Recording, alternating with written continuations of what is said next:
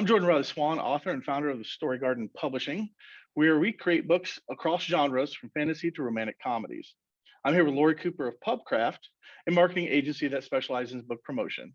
Today, we're here to talk about how to build your author brand. So, Laurie, we've known each other for how long now? Oh, geez. Everything's blending. Yeah, Over a year? over a year. See, that wasn't a question on the sheet I gave her, so I'm giving her a little curveball up front to see how she reacts. Too Okay, long, so, huh? so we'll start with the actual questions now. All right, so what does it even mean to have an author brand? Why should authors try to create one? So let's start with the first part of that. I think that authors receive a lot of information about what a brand might be, and it's easy to really get distracted and caught up in having to perfect it or knowing specifically what your colors are or how you're representing yourself. But the way that I would encourage authors to think about their author brand is their relationship with their reader. So ultimately, this is a manifestation of your connection with your reader, how they perceive you, how you perceive yourself and have identified yourself, and how you're projecting that out to your audience, whether it's online or through the details in your cover or any other details of what one might call branding. So while it does involve your colors and these types of visual pieces, ultimately that's a value relationship. So it doesn't have anything to do with the Nike swoosh, huh? Well, it does. That's symbolic. You can decide to have a logo that's symbolic and inherent of your values. But for the most part, I think authors will choose a more personal approach, like a profile picture, or in your case, if they're have something like Story Garden that has all its own brand values associated with it that you've already thought about in terms of, this garden of opportunity and all these things that are being offered for readers. So it's really something that the author imagines and then uses somebody like me or another service to try and put down on paper. And they ask themselves a series of questions when it comes to identifying their brand, such as, how do I want to be perceived? Who is my ideal audience? What is my message to my audience? And how does it differentiate me from the other authors out there or from competition or strategic partners or however you'd like to think about it? Is that part of the why of it, is to differentiate yourself from other authors and speak to your readers? Absolutely, because it's really an exercise in niching down. So that's all about really defining what space you belong in. And once you can define that space, and this is not to say that multi-genre authors are in a bad place. That's absolutely something that can be done successfully. But once you define the space that you're in, it's simpler if you're only choosing one lane to occupy, but it's not impossible to occupy many. But once you define that space, then you can identify who else is in your space. And that presents so many opportunities for learning from best practices and also just all kinds of creative ideas for what you can do to communicate your brand values and foster that trust relationship with your audience. So that's a lot of information, but ultimately it comes back to saying your brand is a combination of what you want to be or aspire to be, how you're communicating that with your readers, how they perceive you, and ultimately a trust relationship between you and your reader. So if I were branding something for as an author, and let's say my brand is fantasy, Mhm. the how would you funnel the first thoughts of me? What questions would you ask me to put me on the road to trying to figure out my brand? Well, the first thing I would have you do is write a classic marketing positioning statement. And what Oh that my would look like, what gosh, that what is a classic marketing positioning that's statement? why I'm here to help. But what that looks like is me saying, okay, um, what is your offer? So what is it that you think you're offering your audience through your books? And that's And that's beyond saying other my than this package, other than this other than handsome this package right here. whole awesome, yeah, exactly. So beyond the actual product, beyond the actual book that you are offering someone, the ebook or the physical copy, what is that actually representative of? Is that an escape? Is that many magical worlds where anything can happen? What is the actual behind the scenes piece of that you're offering someone? And then you go even deeper and you look at what's the even more unique offering that's in there. Is it messages of hope? Is it be courageous? Is it anything can happen? Is it that there are always second chances?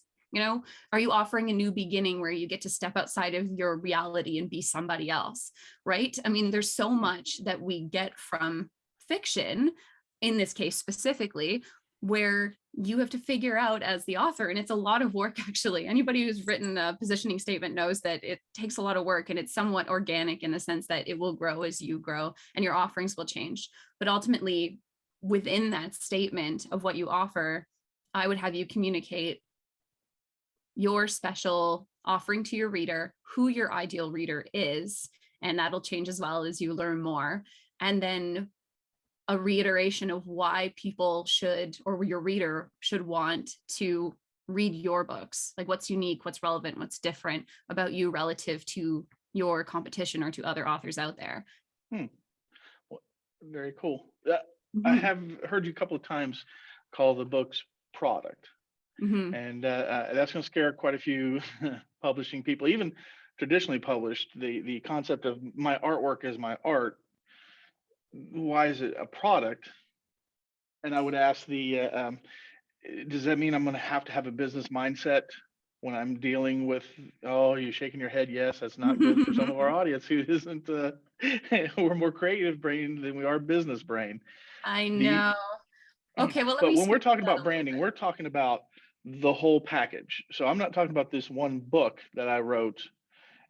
I'm talking about all the books that will also, all the product that will also Mhm. follow in that first book's footsteps and in as I create.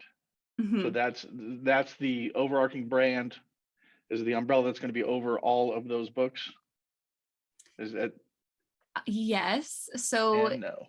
well, yes, exactly. So, when one is first kind of forming this idea, you might decide to start with something that's a little simpler, a little more manageable, such as a book or a particular series, because that might be an easier thing to chew as you're getting started, figuring out what you're bringing to the table. However, once you start to take that vision larger, and that's why sometimes it is so helpful to start a little smaller and then to branch out from there.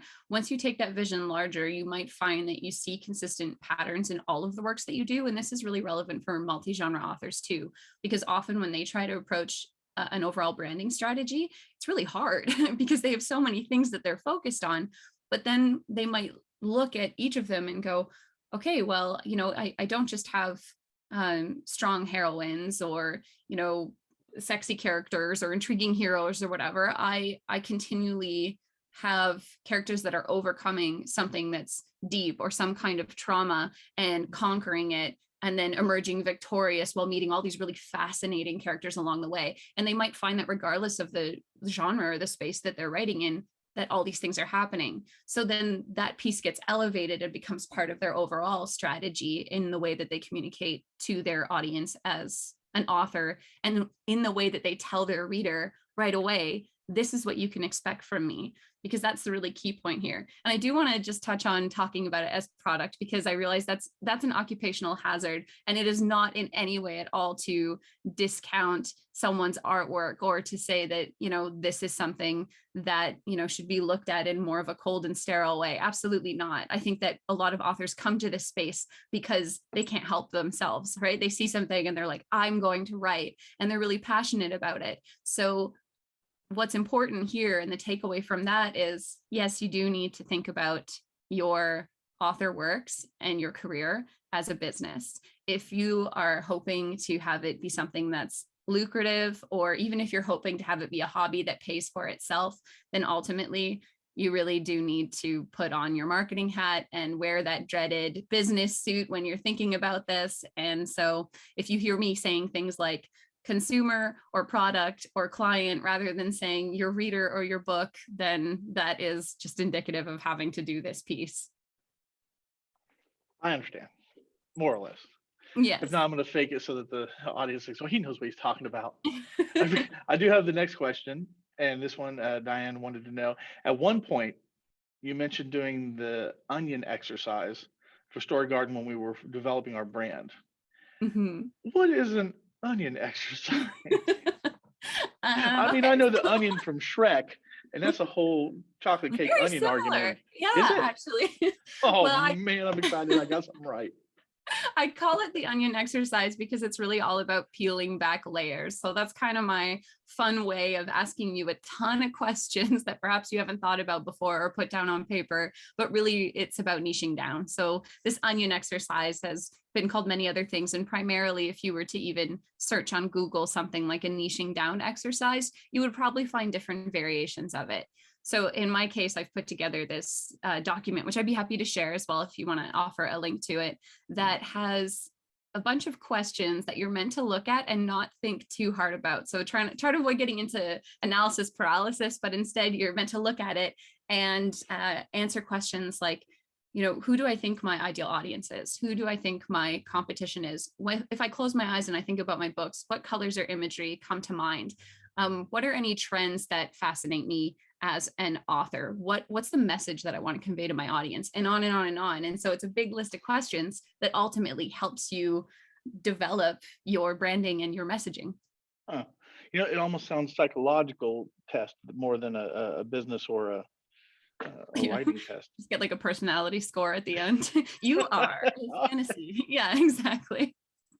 Well, you've said target audience a couple of times. And what do you do as an author when you have no idea, especially a starting author, who your target audience is?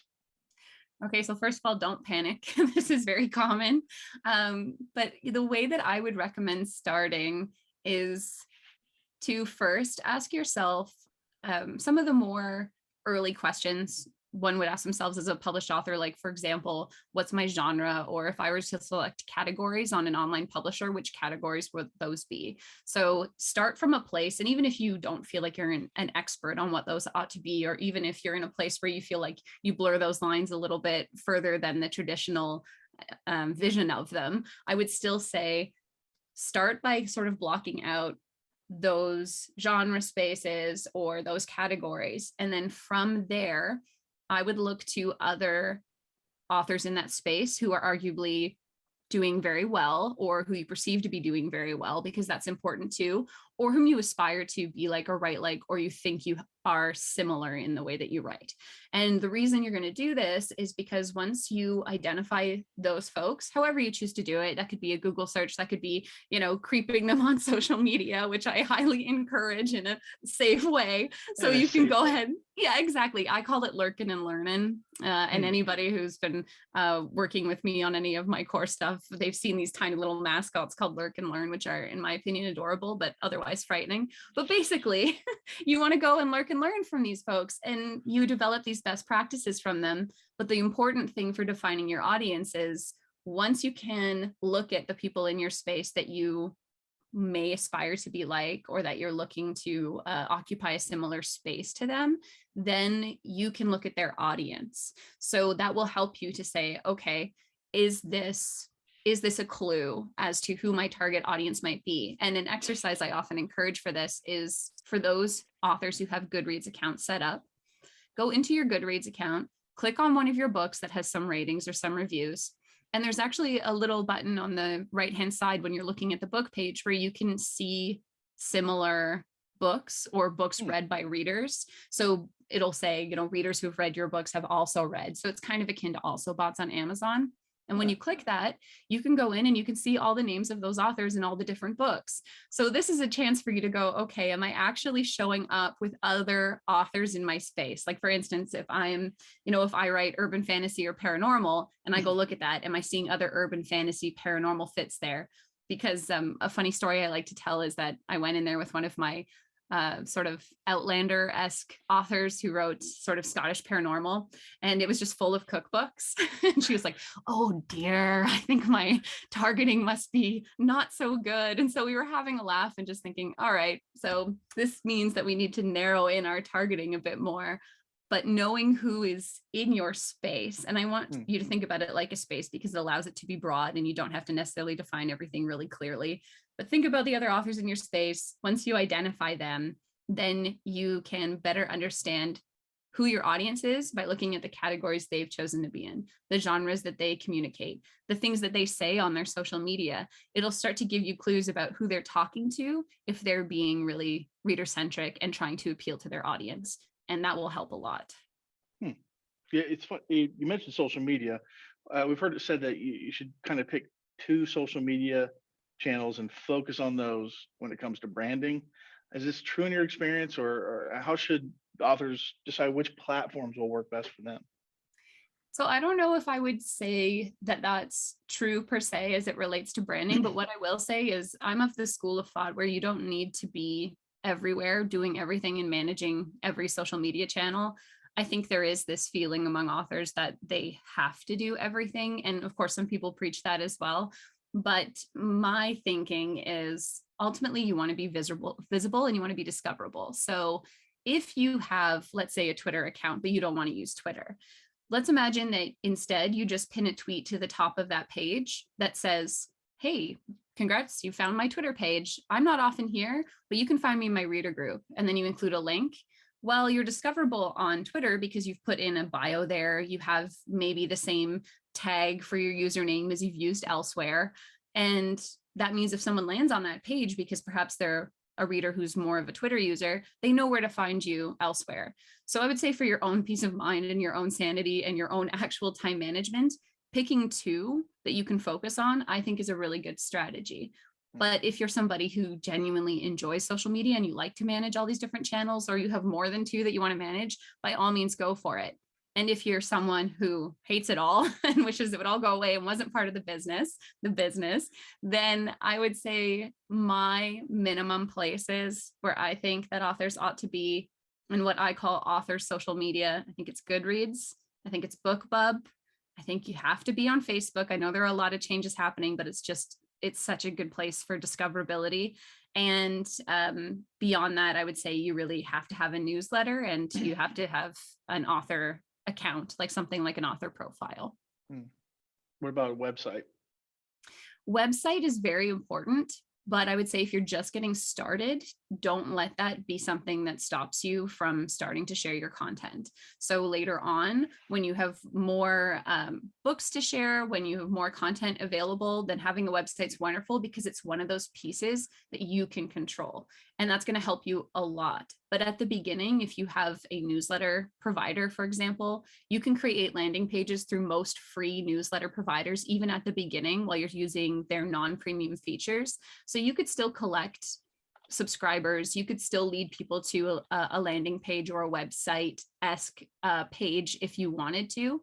But down the line, having a website is super important because just like a newsletter, it's something that you actually have control over. If Facebook or something has an outage or any social media has an outage and suddenly you don't have access to your thousands of followers, let's say, that can be kind of anxiety inducing. And if you know that you have them all on your newsletter list, then you've maintained some of that control and ability to communicate with them. So having your newsletter allows you to do that too. And then leads into some more advanced tactics for authors that include search engine optimization, tracking your analytics, and being able to better use Facebook Pixel for advertising and all kinds of stuff that we don't have time to get into today. But it is very, very useful. I just wouldn't let it be a roadblock to you getting your name out there because there's so much you can do without it. What is the absolute first thing to do when branding yourself? For the person at home is like, we went over the steps of the sequence that you would go through to help figure out branding, but what's the very, very first? Is it getting comfortable with the concept that you're going to be a brand? Is it wrapping your head around the I'm not asking the question right, but just out of curiosity, how do you start the absolute first detail? Okay, well, I will say that some elements of this are probably going to be more personal, depending on, again, how the individual feels about looking at their work like a business. There may be some mental hurdles one needs to overcome there before they can even think about the other pieces. But let's assume that you take whatever approach you need to get into a space where you're like ready to get to work on this. You know, you're motivated, you're ready to go, and in as much as you can, you're reconciled to the idea that you really have to wear this marketing hat to get into your business and your author career. Then I would say you want to ask yourself a few questions. And it comes back again to that whole idea of a positioning statement. But the questions in my mind are, how would you define yourself as an author, because we're not always ourselves. It allows us to be a pseudonym or to be someone else. But how would you define that author that you are representing or who you are? And then what is the message that you want to communicate to your readers? What do you want to leave them feeling? And what do you want them to experience when they read your books? And then after that, it's really to step into that space and have a look around. And that's where we start looking at who are the big actors or the big players in the space. Because once we figure out that piece, then you have like a whole bunch of other dominoes that will start falling when it comes to building it up. But first and foremost, it's what are you actually here for?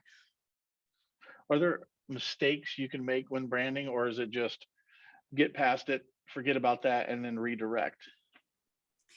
I think there are definitely mistakes you can make while branding. Like, for example, I think that it can be easy to use branding as a form of productive procrastination, is what I like to call it, where you spend a lot of time designing a logo, or you spend a lot of time designing, very carefully picking your colors, or designing a bunch of images or ways that you want to communicate with your reader before you even have developed in any way at all your books or before you've really gotten anything out there.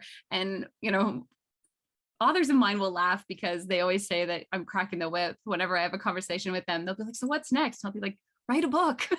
Let's go. Let's get something out. Because once you have that, then everything kind of flows from it.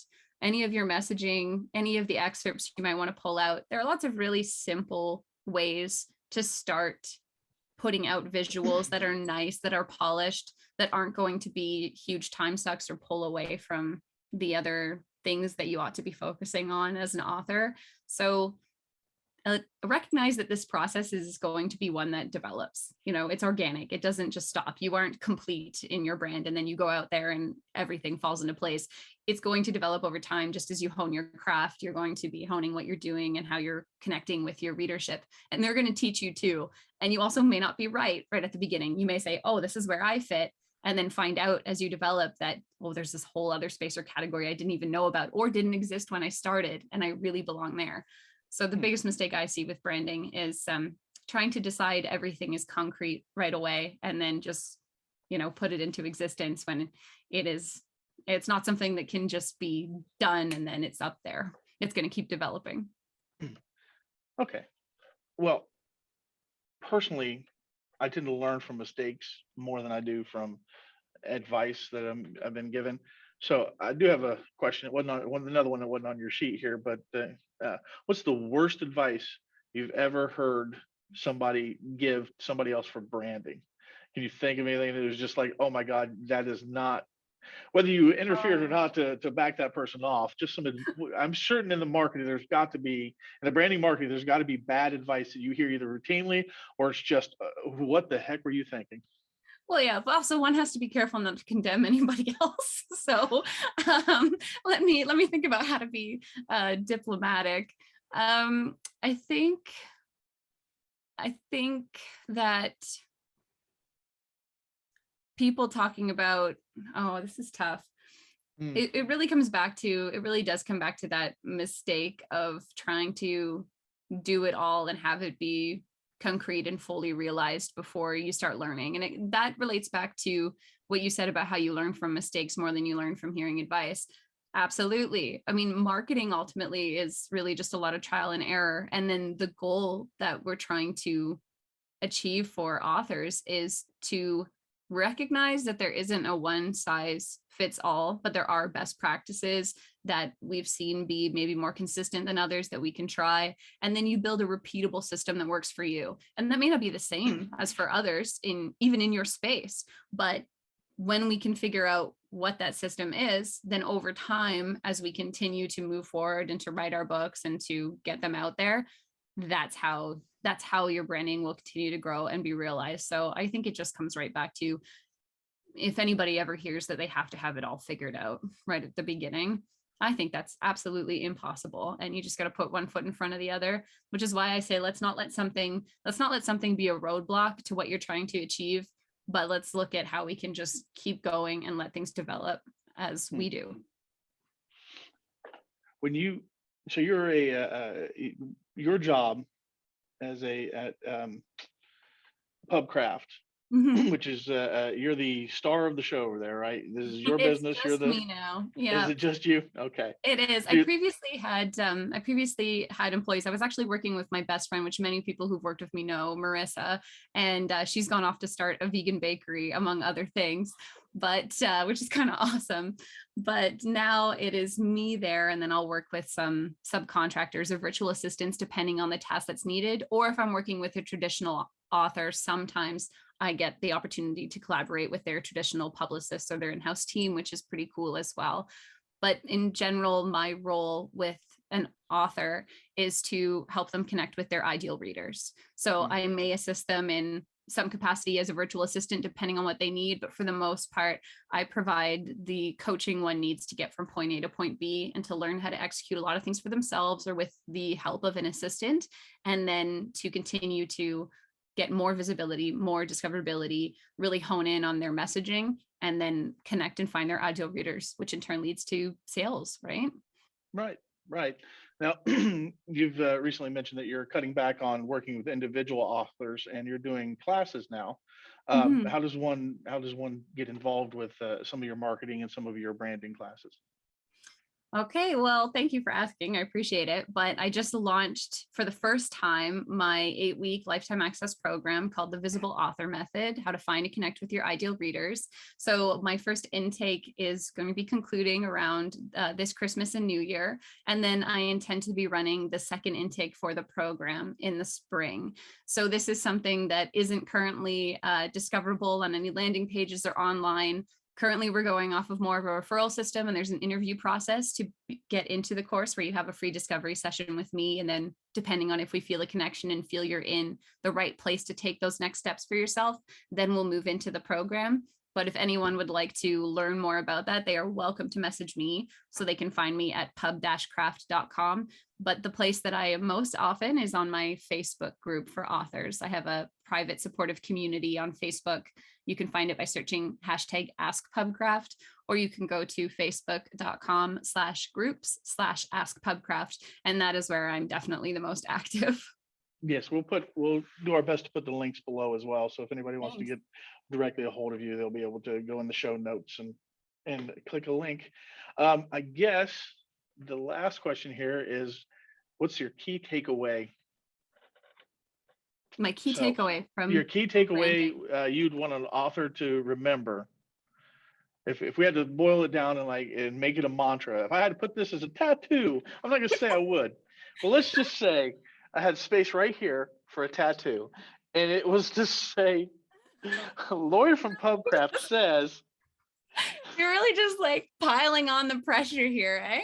I Okay. mean, this is permanent, so it should be good This is advice. permanent, so you have to know. Okay. I would say that the more you know about your niche, the more you know about your audience. And Excellent. oh, good. Okay, you're gonna tattoo it. It's I not. expect to see It's this. it's not. It's not so long. It's gonna go all the way down my arm. Yeah, exactly. And Okay. if I had to add on to that, I would say that the relationship with your reader is about trust and defining expectations. Oh, I don't want to. I'd have to put that one on the other side. So, Yeah, exactly. It's too much. okay. Well, I appreciate you coming in and doing a little interview. We're going to have 2 more of these over the next few weeks, few months.